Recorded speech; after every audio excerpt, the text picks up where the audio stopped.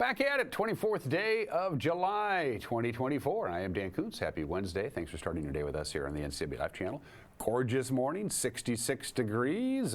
Only got to 88 yesterday. First time, I think, in the month of July, our afternoon high temperature was actually below normal. Our normal high temperature is about 90 this time of the year, so that heat wave is briefly over. We're going to bump up a few degrees today. We'll be in the lower 90s today. And then a rather robust push of dry air is going to come in tonight into Thursday. It's going to cool us way down, but it's going to be windy, and that means fire conditions are going to be picked up a little bit. We got all the details on the way. Plus news, it's a busy day in the bullpen. Sports, Mariners. They've lost, what, 8 of 9, something like that? Not playing very good. Apple Sox are playing great, though. They scored 15 runs against Kamloops. Kamloops didn't score any. That means they won. We'll have highlights because we had the game last night with the Apple Sox and the North Paws. And in the back half of the program, you'll get to meet Randy Agnew, currently serving in his second term as the mayor of Rock Island. He wants to move on to another job. Specifically, he's running in the primary election for Douglas County Commission District 2 seat, being vacated by Kyle Steinberg. Randy sat down with our very own Jefferson Robbins. We'll have that interview for you in the back half of the program. Let's do our tour. To kind of jump right into it, we got a lot to get to today. Beautiful view from our Wenatchee Heights camera. Just a little bit of lingering smoke way off into the distance to the east of us. You can't see it there, and that's really about it. Yeah, 88, it was almost comfortable yesterday. Well, we can live with that. That's a nice view from our Wenatchee Heights camera. It's always a nice view. So is the Billy Go camera. Let's go all the way up to Alta Lake and take a look there. You can see Alta Lake at the bottom of your screen. The sun's rays reflecting off the camera lens, and you can see the smoke. Some of that smoke is actually from the fires that are burning up near the Edmonton area. They got a couple of fires up there in Canada that's seeping down to our area, in addition to the Pioneer fires. That's a combination of a couple of fires, one up in Canada and one, of course, considerably closer to us. Speaking of smoky conditions, Bear Mountain camera looking up towards the Pioneer fire looks something like this. You can see the smoke hanging down there pretty low. There is some good news, because even though we're going to have some windy conditions, temperature is going to be a lot cooler, and when this wind event comes in overnight tonight into Thursday, the strongest winds will be occurring in the early morning hours, and that's before relative humidity starts to dry out. So there is some good news there, although there's still a little concern in Lake Wenatchee as the sockeye continue to be caught by the anglers up there, and hardly no clouds at all in the sky. Good morning to Dirty Face Mountain and our friends up at Lake Wenatchee with the Kaler Glen Golf and Ski Resort at the bottom of your screen. So fire conditions are it's a little concerning. Again, this is going to be very dry air. It's going to come in overnight tonight through Thursday morning as this front begins to sweep in. It's going to cool us way down. I mean, we're going to be 10 to 15 degrees cooler than what we've been seeing. We'll only be about 80 for our afternoon high tomorrow. And the good news, if there is good news in all of this, as I mentioned before, because the wind will be at its strongest in the early morning hours tomorrow. That's good, because relative humidity is at its highest in the early morning hours, so it's kind of a 6 of one, half dozen of the other. But there's still, gusty winds and dry conditions. At least it's not going to be hot. In fact, it's going to be downright cool for this time of the year. From the National Weather Service, how about sunshine? As far as wind is concerned, later in the day, it'll pick up a little bit, but not real windy. Only about, 10 to 15 miles an hour wind-wise today. We'll top off at 93. Look at the overnight low tonight, 57. And again, the wind will be picking up in intensity as this dry cold front slides through. Tomorrow, lots of sunshine, only 80 degrees. That's all we're going to get to. The windiest part of the day tomorrow will be in the morning hours. And then the winds will be dying down overnight Thursday night, and then we warm right back up again. Friday to 88 to 91 to 92 to 91 to 89. But I'm going to like the temperature on Thursday. It's one of those turn off the AC and open up all the windows kind of day, because we'll be nice and mild, but not hot, and you can air out your house, which I probably need to do. That is your forecast at 5 minutes after the hour. We're going to take a break and do the news. When we come back, you're watching Wake Up Wenatchee Valley on the NCB Life Channel.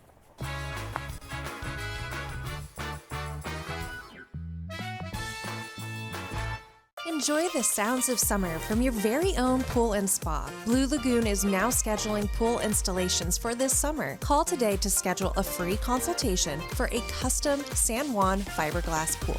And let the experts at Blue Lagoon handle the construction, installation, and regular maintenance. Turn your boring backyard into vacation paradise this summer with industry-leading San Juan pool. No need to go off the deep end. Relax knowing you're in great hands with Blue Lagoon Pool and Spa. The family at the Epladolin want to help your loved one feel at ease in their new home environment. Epladolin offers beautiful one-bedroom and studio apartments. Residents enjoy 3 delicious home-style meals a day, laundry service, housekeeping service, and encouragement to make themselves cozy in their new home. Epladolin welcomes your family to come and visit their family. Epladolin, independent and assisted living. They make the complicated easy for you. Call today for a tour. Our cost of living is out of control, and people are hurting. Gas, food, and housing prices are among the nation's highest. The cost of crime is soaring, and we're the worst for taxes and spending. As governor, I will fund what works, fix what doesn't, and stop spending money we just don't have. Bob Ferguson won't change a thing. I will, and that's the difference. Dave Reichert. At Confluence Health, our mission is clear: to provide exceptional care for our community. We believe in healthcare that's personal and local because we're just like you, members of this great community. We are Confluence. Local care by and for our community. Local care by and for our community. Local care by and for our community. We are Confluence.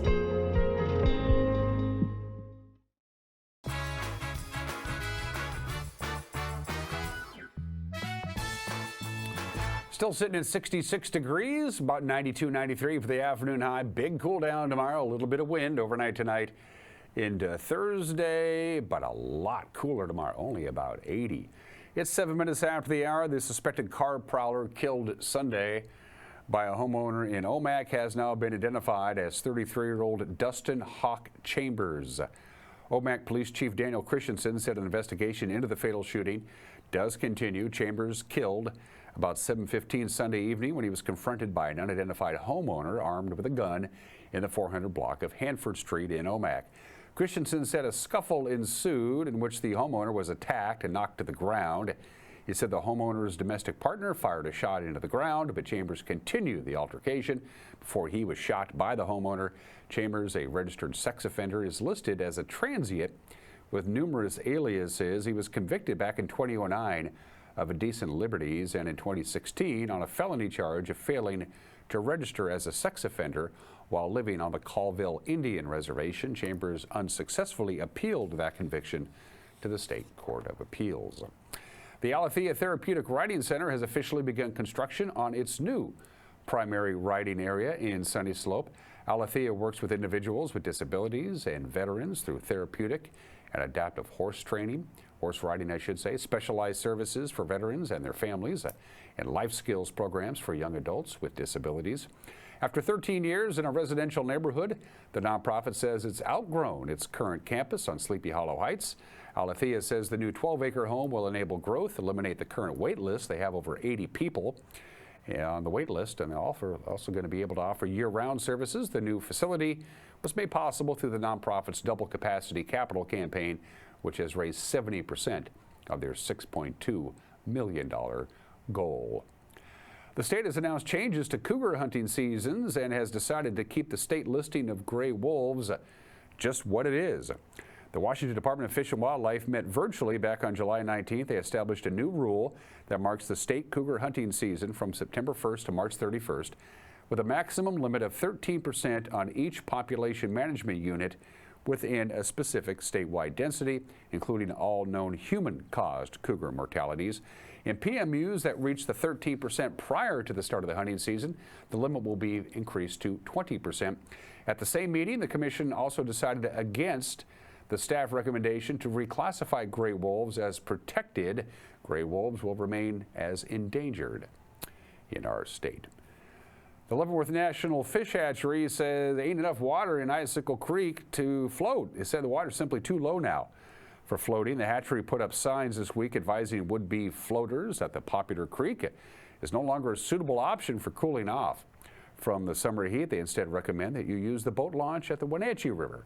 At 8801 Icicle Road, the hatchery said the city of Leavenworth offers free shuttles to the launch spot.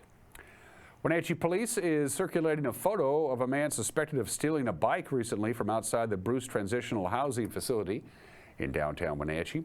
Police suspect the man used an angle grinder to cut the locking device on the bike. The theft was first reported last Thursday afternoon. Anybody with information on the man that you see there or the crime is asked to call Rivercom's non-emergency line. And for years, Brant Capel has been a nexus between constituents and their representatives in Olympia. Now he wants to be a representative, at least locally. Capel is making his second run for Chelan County Commissioner for District 3.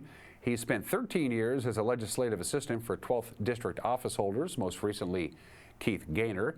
The job, he says, has given him insights which would aid him well as a local commissioner. I am a almost lifelong resident of Chelan County. Moved up here with my mom when I was pretty young, so lived in Chelan County ever since. Except for some time at WSU, got a degree in natural resource policy and political science. So natural resources, forestry, and fisheries are very important to me and near and dear to me. Great county to have that. We're 87% publicly owned. We have the Columbia River running right through the heart of our valley, and tons of opportunities to be out there recreating and enjoying our natural resources. I'm a public servant. I see myself as serving the folks of right now the 12th District in my job as a legislative assistant to Keith Gaynor. So I'm the person, the one-time full-time year-round staff member that answers the phone. So if you call into that office or you email, I'm the one on the other end that's helping you no matter what the political affiliation is that you have or whoever you voted for. My job is to help you navigate the bureaucracy that is the state government. So look to bring that experience, my experience in natural resources, and just my heart of service and care for this county to the commission. When you talk about problems for broader Chelan County, what kind of issues do you see, Brant, that you think are just kind of crying out to be addressed by the commissioners? Yeah. Well, I think at this point it's going to be hard pressed to find anyone that hasn't been touched either by the drug addiction, homeless, and the crime situation that's going on in Chelan County. The 3rd District goes all the way up to Chelan and Manson, and in Chelan and Manson you don't see it quite as much because frankly there's not a lot of services up there. But those folks that are in those throes usually come down here into the Wenatchee Valley. We have a really unique opportunity right now. About $20 million was slated from the state capital budget to fund a substance use disorder clinic, a new facility that replaces the one that's here in town that's very old, very dilapidated, needs to be replaced. It's one of the pieces I think we're missing in helping folks that are in the throes of drug addiction. If we can get that sited and built, I think we can then present a chance for those folks to make a choice. Either going to go to treatment and try and get clean, understanding that it might not happen the first, second, or third time, but we got to do something different than we're doing, or you're going to go to jail. It's not compassion to have these people dying on the streets, to have them doing open drug use, to having them steal things. I've been affected by it. I've had things stolen from my house. I've had, the graffiti down the street. I've had all those things happening. I just don't think it's acceptable what we're allowing to have happen here. How would you, as commissioner, balance those needs? We need more housing to house people who want to live here. Yeah. We need to conserve those areas that are designated for conservation, and we need to keep housing at a fair rate for people to be able to afford it. How do you deal with all of that? The things that I think that the county should work on is working with our city partners. So whether that's in Chelan, Iniat, Wenatchee. I've had some really great conversations with Iniat. The mayor of Iniat and their council is really looking to be the bedroom community. As long as they're still a community, that's the part that they don't want to lose because they don't have industry there. So how do we take and encourage developers to put in more, whether that's condos or duplexes or apartments or some sort of a housing structure that's more affordable and obtainable for the workforce in like Chelan or in Wenatchee. So at the county level, going back, I think we're really limited based on our land use ability at the county to really encourage and find and cite where we would put affordable housing. But I think it's just time that we all as a community in Chelan County come together and look at it from, what can the ports do, what can the PUDs do, and what can the commissioners do, and our local city partners do to encourage those things. And again, that complete conversation with Jefferson Robbins and Brent Capel can be seen by going to our website, ncwlife.com. All 9 candidate interviews are up and running for you. And if there's something out there that warrants our attention, get a hold of us, news@ncwlife.com. And don't forget, the news will come your way tonight at 5 o'clock, 6 o'clock, and 10 o'clock on TV. It'll also be on our homepage, ncwlife.com, our YouTube page, our Facebook page. I'm on record. This internet thing, this whole World Wide Web, going to be big. Not so big, the Mariners. Sports in 2 minutes. You're watching Wake Up Wenatchee Valley on the NCW Life channel.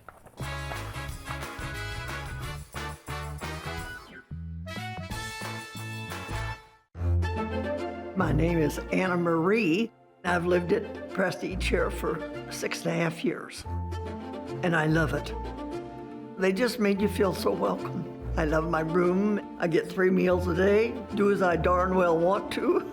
I've loved it ever since I moved in. Mom's a wonderful, wonderful lady. She deserved the very best, and I got it for her here at Prestige.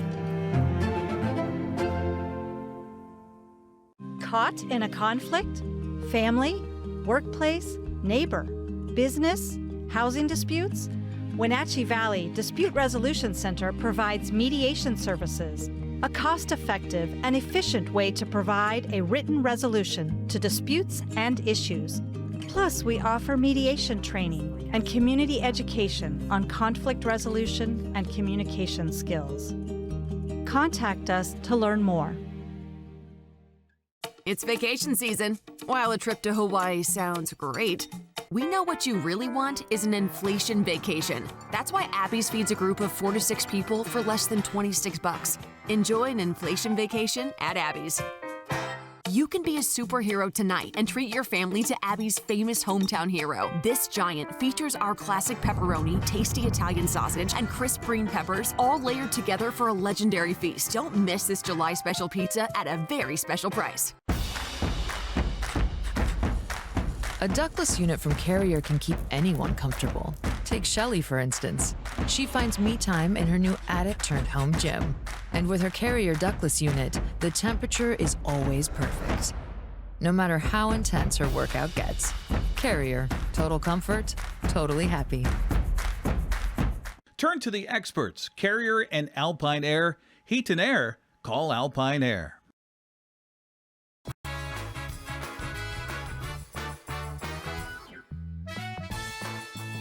18 minutes after the hour, the Seattle Mariners. Well, they lost again. You can make it in 7 losses in the last 8 games. Jose Soriano allowing just 1 run in 7 2/3 innings.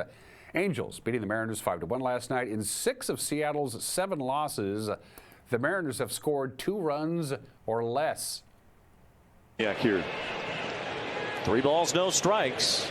And there's ball 4. It wasn't close as Moniak draws a 1-0. That's a fair ball.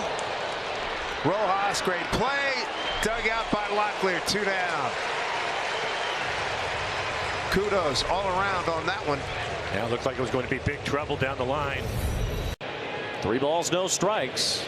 And there's ball 4. It wasn't close as Moniak draws a rare walk from Gilbert. It comes with the bases loaded, and the Angels have a 1-0 lead. They still have them loaded with no outs. And Neto bunts first base side. It's a squeeze play. Gilbert from his knees throws it away. 1 run scores. Here comes Drury on his way to the plate. He points back at the third baseman Rojas, who will be called for obstruction, and Drury will score. Wow, this is a crazy inning. He ran right into him as he's trying to go down the line. 2 errors in this inning. And now Rengifo lines one to left center field. That's a base hit. It scores Moniak and Neto. It's a 5-run 5th inning, and welcome back Luis Rengifo. How important it is to have him back in there, Wayne. He's a guy that's been going the other way so effectively. Drives in 2.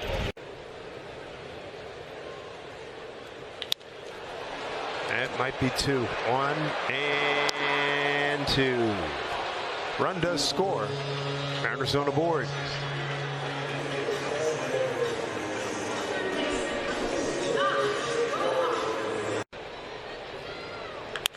He hung one, but really coming on. Makes the catch. Second front forward dive he's made to make a catch this week. Old. He gets Dylan Moore to pop this one up on the infield. Anthony Rendon is under it, and say goodnight to the Mariners. The Angels have beaten them again. 5 straight wins against Seattle. More boos from the crowd here at T-Mobile Park as the Mariners offense was silenced by the Angels pitching tonight. A 5-1 win. Mariners and Angels wrap up their 3-game series this afternoon. That's right, it's an afternoon affair, 12:40 first pitch. It's Louis Castillo against, we don't know. They haven't named their starter yet. LA hasn't. All right, to the AL West scoreboard we go. Thank goodness that Houston keeps losing. We like that. But look at Texas now, just 3 games behind. Don't forget, the Rangers are, after all, the world champions, defending world champions. But the Mariners and the Astros remain tied for first in the American League West. The Wenatchee Apple Sox earned their 4th straight victory, 15-0 last night over the North Paws of Kamloops at Paul Thomas Senior Stadium. Quincy Vassar struck out 6 in 6 scoreless innings to earn his first win at home this summer.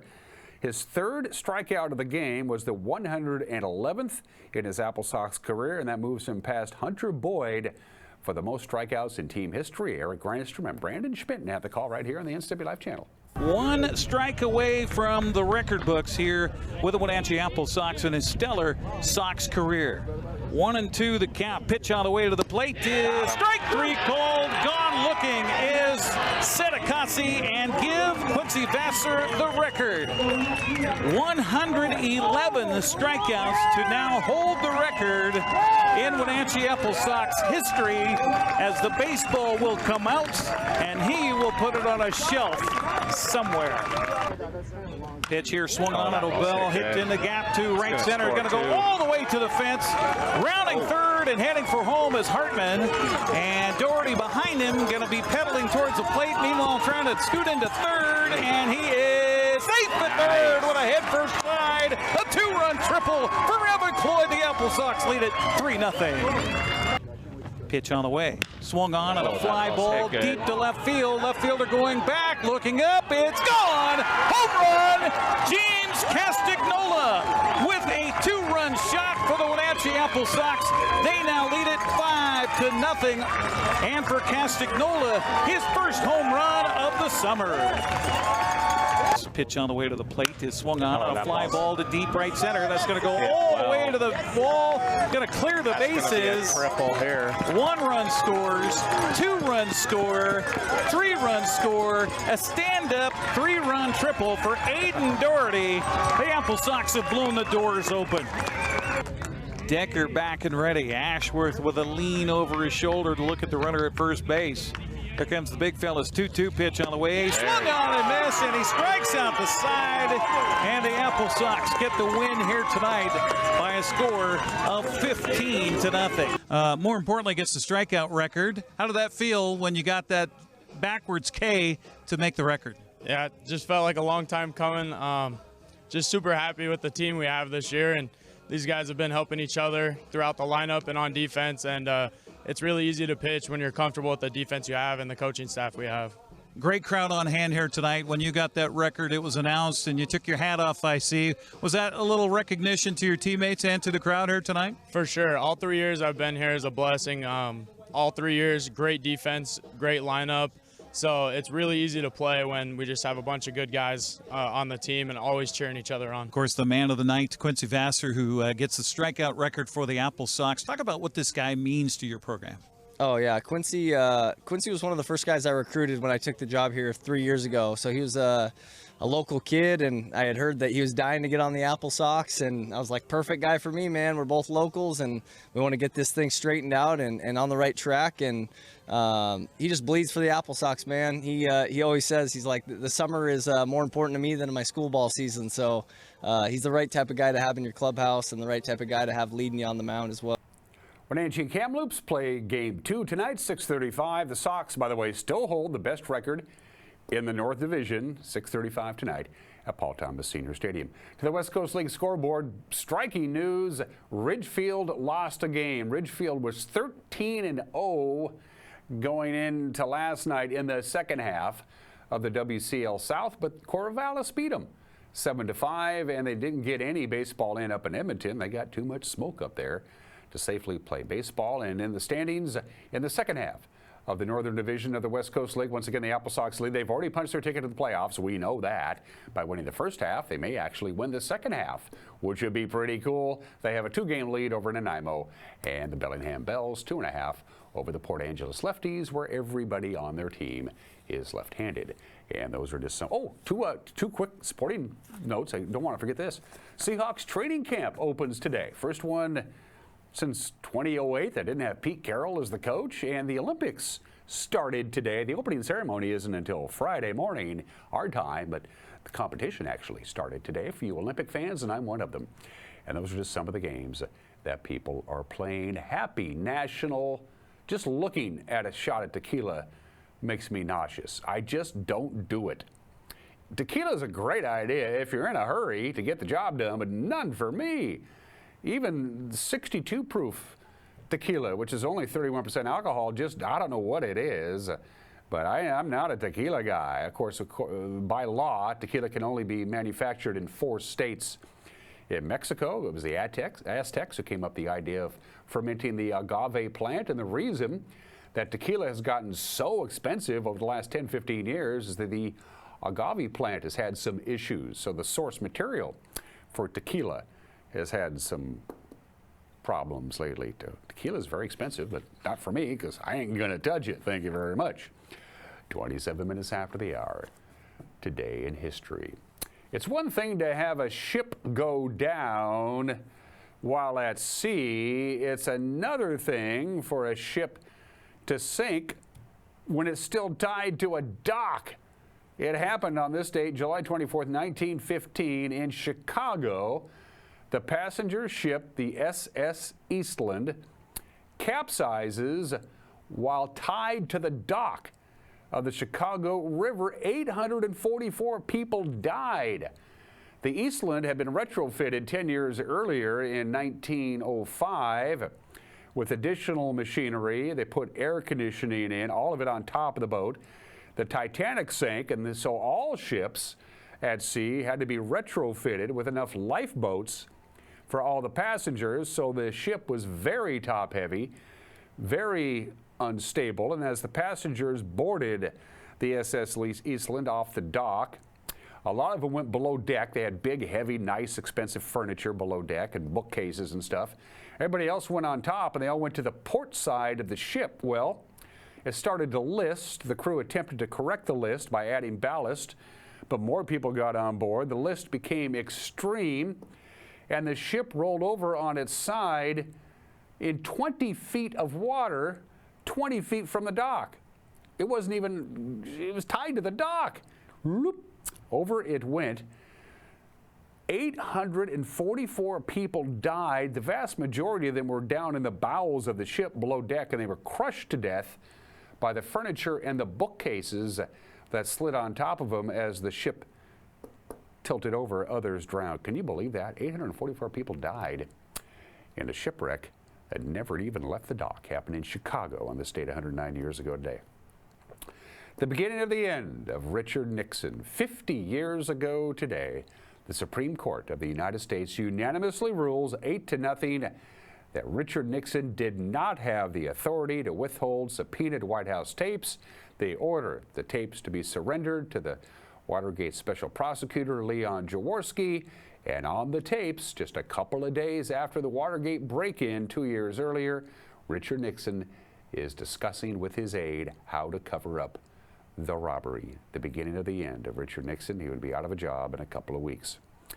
46 years ago today, July 24th, 1978, Sgt. Pepper's Lonely Hearts Club Band premieres, starring the Bee Gees, Peter Frampton, Alice Cooper, George Burns. What the hell Steve Martin was doing involved in this, I don't know. I still want my money back. We discovered immediately that neither the Bee Gees nor Peter Frampton can act, and some of the greatest and most important music of the last 100 years was completely destroyed in a movie that had no plot whatsoever. I still want my money back from the Columbia Cinema. Never did get it back. We don't have time to show you the film of the Pine Tar game, but I'll briefly mention that this is the anniversary at Yankee Stadium. Of course, George Brett hits a 2-run home run off of Goose Gossage way up in the upper deck. It's the Royals 5, the Yankees 4. Billy Martin notices that George Brett's bat has Pine Tar past where it should be. The limit is 18 inches from the handle. He had about 2 feet of pine tar. They measured the pine tar against home plate. Home plate is 17 inches wide. Turns out that that's illegal. Umpire Tim McClellan called George Brett out. George Brett went nuts. The president of the American League the next day said, well, the pine tar in the bat didn't really affect the ball because George Brett hit it about 700 miles, and they had to replay the game from that point forward. I wish I had time to show you the video, but we don't. We do have time for birthdays, though. Let's do it. Amelia Earhart, the first woman to fly solo across the Atlantic, was trying to fly all the way around the world via the equator when her plane went down in 1937. She wasn't declared legally dead until January 5th, 1939, 2 years after her plane went down. She was born in the state in 1897. Happy 61st birthday to the mailman, Karl Malone, 2 times an MVP, 14 times an All-Star. He is second all-time in NBA scoring. Of course, he was passed by LeBron James. Most ever free throws in NBA history. He's also in the Hall of Fame. Class of 2010, the mailman is 61 years old today. She can sing, she can act, she can dance. She's worked in theater, film, television, and music. Kristen Chenoweth is 56 years old. She can sing, she can dance, she can act. She's been in theater, in film, in television, and music. I'm talking about J-Lo. Jennifer Lopez celebrates birthday number 55 years old today. And happy 42nd birthday to Elizabeth Moss. Broke out in The West Wing, and then Mad Men, and then The Handmaid's Tale, and she's still working. And she has a whole bunch of trophies on her mantle. She is 42 years old today. Special thanks to our platinum sponsor. That would be Alpine Air. For heat and air, call Alpine Air. You'll be able to turn your AC off tomorrow. My guess is you probably need to turn off your AC, and when your AC finally groans to a halt, if something ain't right, give Alpine Air a call, because they're the best. For heat and air, call Alpine Air. And special thanks to our friends at Prestige Senior Living at Colonial Vista. Their main campus, of course, is in Wenatchee, and they have another campus in East Wenatchee, and they're proud of both of them. Still to come, Mike Magnotti has an opinion. He just loves live theater. Can't get enough of it. Well, he's been in it. And then you'll get a chance to meet Randy Agnew, who's currently serving as the mayor of Rock Island. He wants another job. He wants to serve on the Douglas County Commission. He's on the primary ballot. If you live in Douglas County Commission District 2 seat, Randy Agnew and Jefferson Robbins when we come back. You're watching Wake Up Wenatchee Valley on the NCW Life channel.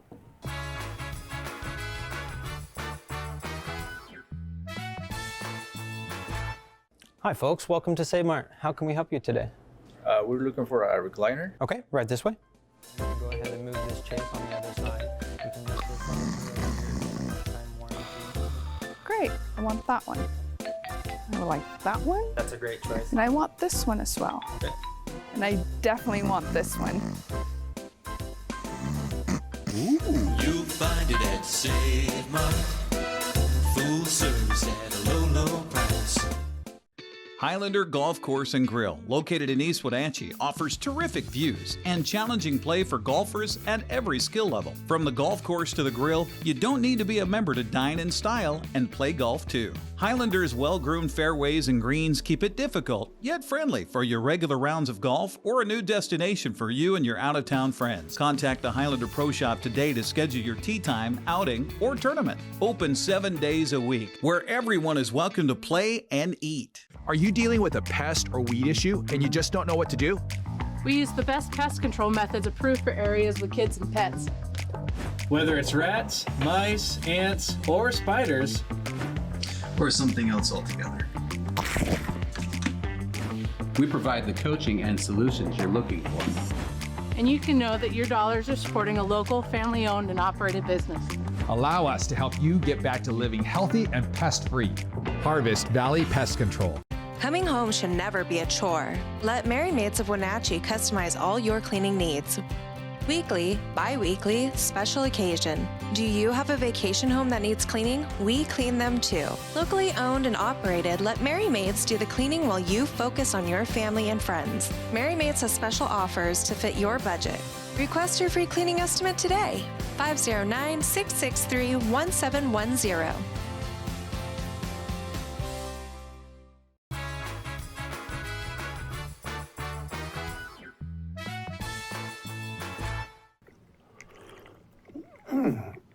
Hey, this is Mike Mad Dog Magnotti, and everybody is entitled to my opinion. Now, my first real job was an usher in a movie theater, the Park Theater, Caldwell, New Jersey. Oh man, I love that job. And I do love the movies. A good plot, strong characters, and cool special effects. Special effects, if they're believable, I love that stuff. But you know what's often better, just as good as a movie in its own way, is live theater. Watching real humans in real time play out lives and joys and tragedies, or a good comedy that just smacks your belly in the tummy so your tummy aches from laughing so much. And as for many of us, a good musical, well, it's not too schmaltzy, where you can just sit back and let the music wash over you. You know, I'm often surprised when I'm doing a show and talking about it by the number of people here locally who have never experienced good live theater. Are you one of them? Think about it. This is Mike Mad Dog Magnotti, and that's my opinion.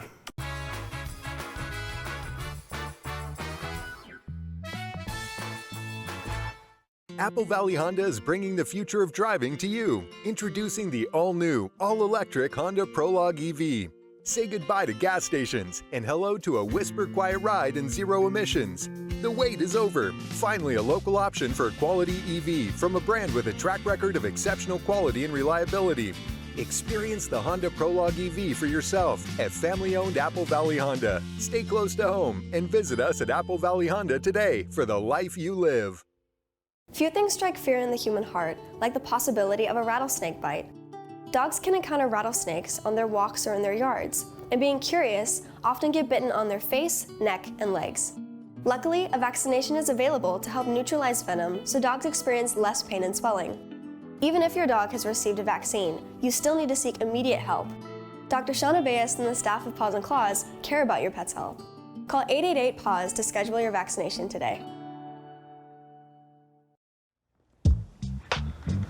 Oh, look at this. This would look really good in the kitchen. Or the living room. Just look at it. New windows are a work of art. Upgrade your home's windows and get cash back from Chelan County PUD.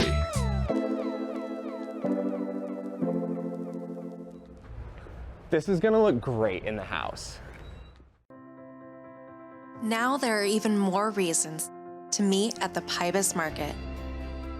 Outdoor dining and tastings, the fabulous Farmers Market, Saturday artisans on the concourse, and your favorites all week long. No matter the reason, it's always time to meet at the Pybus Market. Pybus Market, where community meets.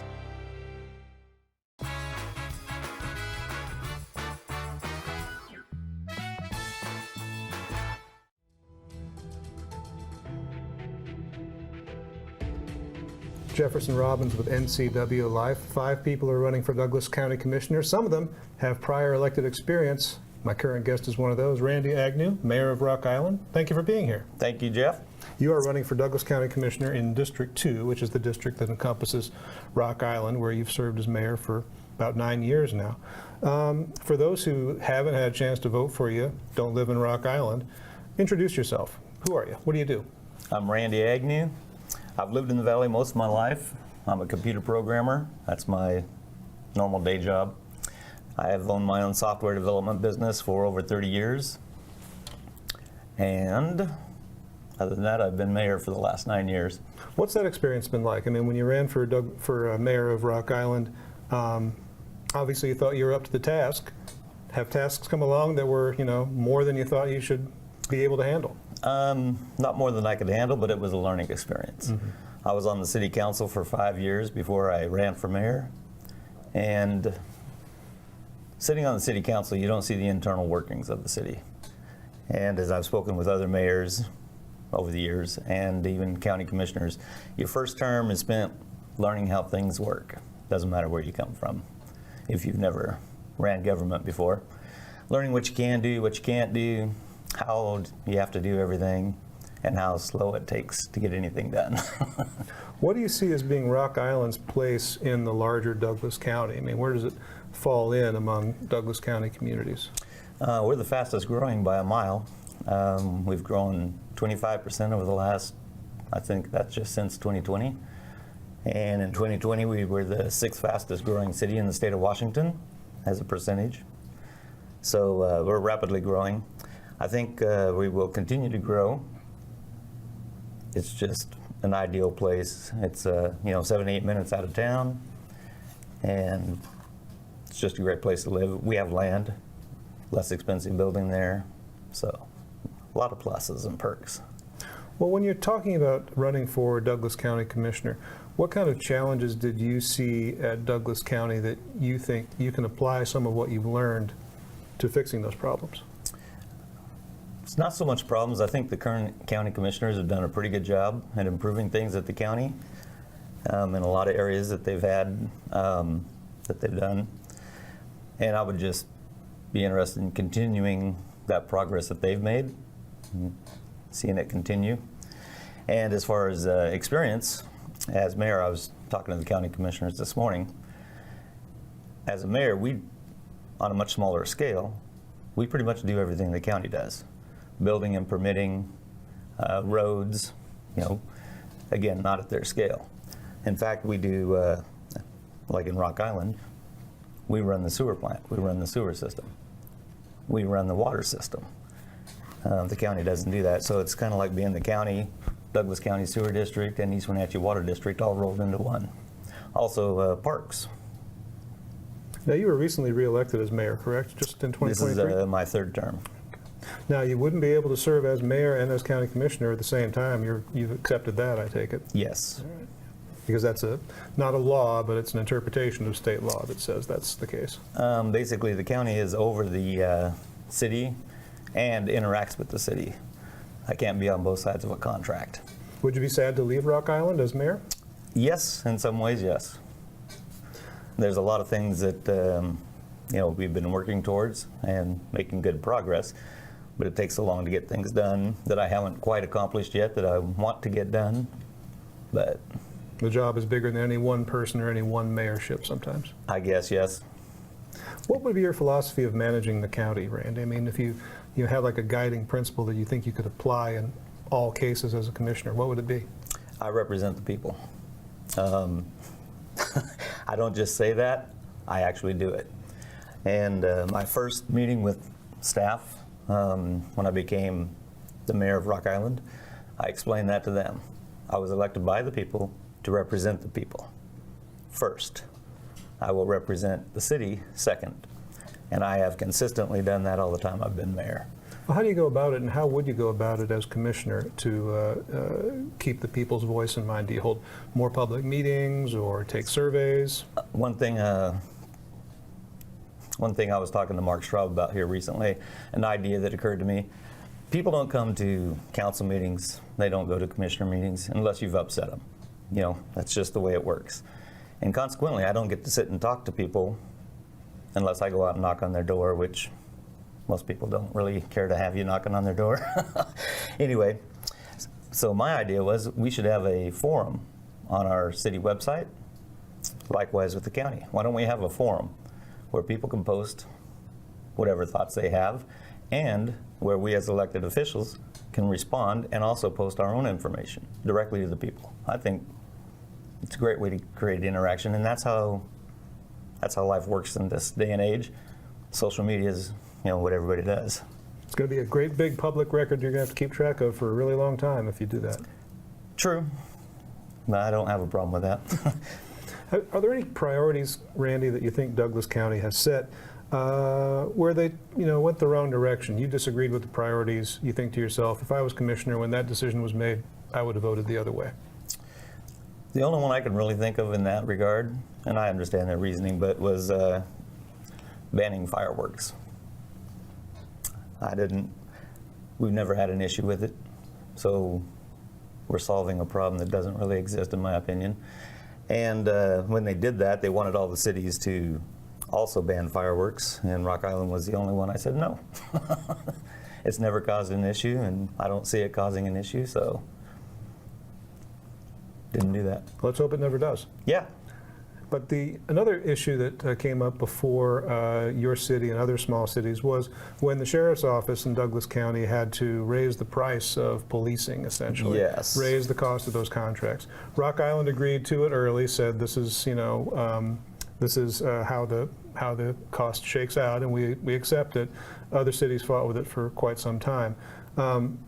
When costs like that go up for your smaller communities, as commissioner, how do you balance those needs? I mean, if the sheriff is saying it costs us X amount of dollars to police Manson and Waterville, and we're not getting it under the current contract, which side do you come down on? I was one of the ones that helped.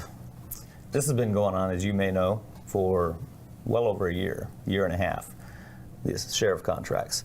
And the initial ones they came out with, for Rock Island, for example, more than doubled what we were paying. The city of Rock Island, we have a $2 million a year budget. We get about $100,000 in property tax. They would have taken all of our property tax. We also get money from the state for law and justice, basically. And since we have none, anyway, it would have taken all of that money as well, and then some. So it was not long-term economically viable, and that was true pretty much for all the small cities. So I was, the small cities pretty much united and said, this doesn't work. And it started turning into an us versus them argument, and I could see that that's a losing proposition. So I went to the county commissioners and got them to agree to sit down with the small cities, the mayors, and like I said, it's not us versus them. We're all in this together. I understand your needs, but you have to understand ours. And we started having meetings on that, and it worked out very well. They readjusted the contract, made it much more acceptable. And I did sign early, but I signed with the agreement from the county commissioners that they will work with the mayors over the next few years to come up with a sustainable solution. Because even what we've done, they've made it economically viable for the first few years, but pretty soon it outruns we'll just go bankrupt. Could the solution be a law and justice tax in Douglas County? Could be. So that's something to watch out for in coming years? Possibly. Currently, Chelan County, they collect 0.3 of a cent on sales tax for their law and justice. Douglas County only collects 1/10. But another big issue for Douglas County is jail. Currently we have they call it regional, but it's really Chelan County Jail. The cost for the county last year went up over $600,000. That's not sustainable, obviously. So they're looking for a long-term solution. So any increase in that, the potential 2/10 of the sales tax would have to include a jail as well as the rest of it. But I think that's well worth working for. It's something we have to do. Douglas County and East Wenatchee were working toward an interlocal agreement to annex 600 homes into the city last year. It had to be an agreement of the Douglas County Commissioners and the East Wenatchee City Council. City Council agreed, voted 5-1, I want to say.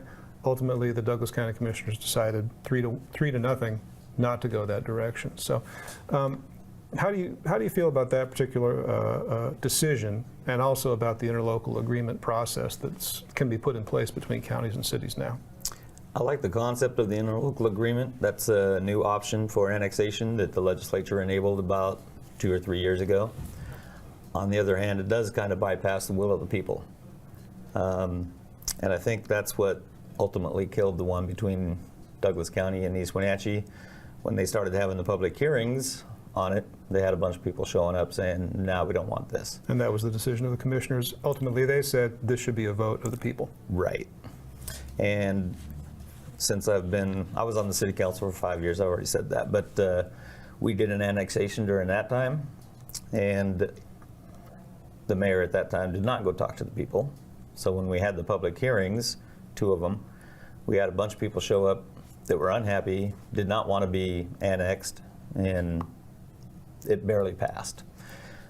I've done a large annexation since I've been mayor, and I went out and talked to every single homeowner, and by the time we had our public hearings, nobody showed up to complain. So you think that outreach and making the people a partner in the process is what helps? Exactly, and just explaining to them what's going to happen. And it basically, as I explained to people, ultimately the only difference is who plows your street.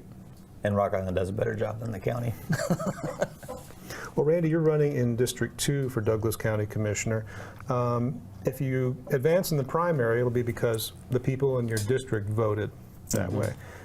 When you go to the general election, the whole county votes on who represents District 2 on the Douglas County Commissioners Board. Is that the way it should be? It's an interesting process. I find it odd that there's 2 different methods, one for the primary and one for the general. In the primary, it's just the district. In the general, it's the entire county. Exactly which way it should be, I'm not sure. Although once elected, I do represent the entire county. So I think it's fair that the entire county have a vote on that. On the other hand, it should be consistent, I think. You have sometimes, Randy, written editorials, open letters, opinion pieces that have been published in local newspapers. And in November 2020, you had a column called an IQ test. This had to do with the COVID-19 pandemic. You raised a lot of questions that you said were concerning you about the way these numbers of infections and deaths were reported, what their seriousness was for the population at large. That was in November 2020. We didn't know a lot in November 2020. So we're 4 years out. There's been 1.1 million Americans died of COVID, 26 people in Douglas County as of last year. Any thoughts or wishes to revisit that particular column? No, I think I was accurate in what I was saying then. Except for even the very oldest people. You had a, what was it, 0.04 or 0.004% chance of dying from COVID. And even with the numbers you're talking about, that is the percentage. I don't feel that's any bigger threat than a bad flu season. Same numbers, actually. And I was getting all my numbers from the CDC. I wasn't making them up. And 4 years out, look at in my opinion, locking down the entire economy, putting businesses, small businesses, out of business, I think was an absolute disaster. You think the cure was worse than the condition? Totally. I still do. I would say that 26 people in Douglas County having died by attributable COVID causes is 26 people who might still be alive today. How? How could they still be alive? Yeah, I mean, what would have kept them alive? And the reason I ask, look at the flu seasons. How many people die every year during the flu season? What would keep them alive? A medical intervention. Some people are going to die. We all die of something sooner or later. I'm not, making light of that by any means. But when you have so many people dying of the flu, that's the result of diseases. COVID, I don't think, was any different than a bad flu season. Well, what do you think, that aside, Randy, what do you think being a mayor has taught you that you could apply to managing a large county like Douglas? I know you've said it's similar on a smaller scale, but what particular lessons would you take forward from what you've done at Rock Island to what you would do for the county? The lessons are, as I said before, represent the people. I represent the people, not the county. I mean, the county is second. Basically, my perspective is government is supposed to serve the people. And an elected official's job, the way I look at it, is to make sure that it does that. I would do the same thing at the county that I did at the city. We've, in my time at the city, it's part of the growth is the developers like working with us. We work with them to get the job done, not to hinder them, not to slow them up, and I don't know, just make the regulatory stuff as simple and easy as possible. Randy Agnew, Mayor of Rock Island and candidate for Douglas County Commissioner, I appreciate you coming in today. Thank you. Thanks for having me. You're watching the NCW Live channel.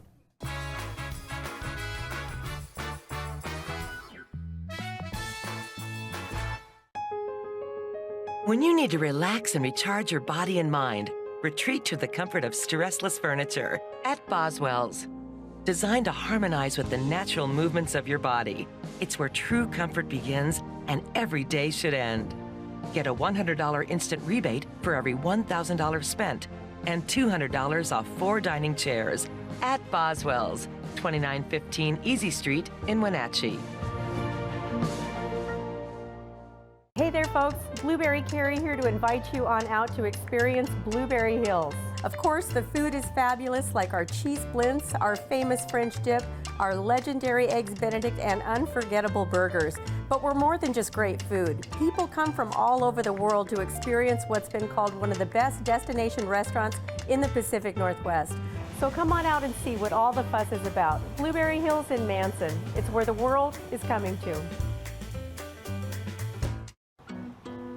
Here's your coffee, that'll be $5. Thanks. Oh, it's only $5. Oh, I like paying double. Why? I've always paid more. You wouldn't pay double for coffee. So don't pay double on your heating bill.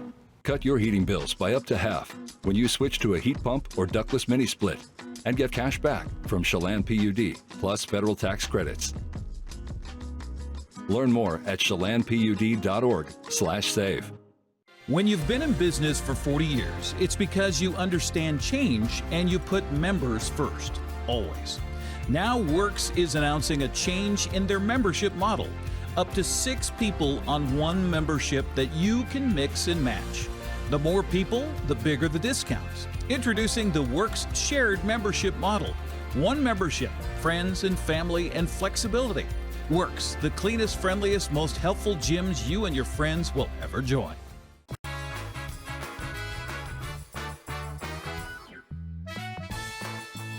All right, getting ready to wrap up a Wednesday edition of Wake Up Wenatchee Valley. If you're just joining us, we only hit 88 degrees on Tuesday. First time, basically all month, that our afternoon high was below normal. We had this incredible string of 18 straight days with our afternoon high being at least 95 degrees. I think we had 7 or 8 days over 100 degrees. That long stretch came to an end yesterday. We're going to be a little bit warmer today, but there's one little weather caveat out there that we're a little worried about, and that is critical fire weather. Now, we don't have, it's not going to be hot enough for a red flag warning. The red flag warning, the recipe has to be bone dry conditions, very low relative humidity, windy conditions, and hot. Well, it's going to, our relative humidity is going to be pretty down there. Our winds are going to be picking up, but it's not going to get hot. And in fact, if anything, it's going to be cooler. And there is some good news. When this dry, cold air pushes in overnight tonight into Thursday, the strongest winds are going to be early tomorrow morning, and that's when the relative humidity is actually as highest. So that is kind of a fortunate thing. So if the relative humidity drops really low and then it gets windy, that's when firefighters get a little nervous, and the people who live in areas that are prone to wildfires get a little nervous. From the National Weather Service, after 88 yesterday, going to be a little bit warmer today as an upper level trough brings a little bit more warmer air into our area. 57 for the overnight low. That's going to feel downright comfortable, and all we're going to get to is 80 tomorrow. Again, a little on the windy side. The windiest part of the day will be in the morning. It'll be still breezy on Thursday afternoon, but the windiest part of the day will be overnight tonight into Thursday till about 1 o'clock in the afternoon. And we're only going to get to 80. I'm liking that. And then we warm right back up again. Just a friendly reminder, it is still July. All right, that's it for us. Have a good and safe Wednesday. See you tomorrow. Bye-bye.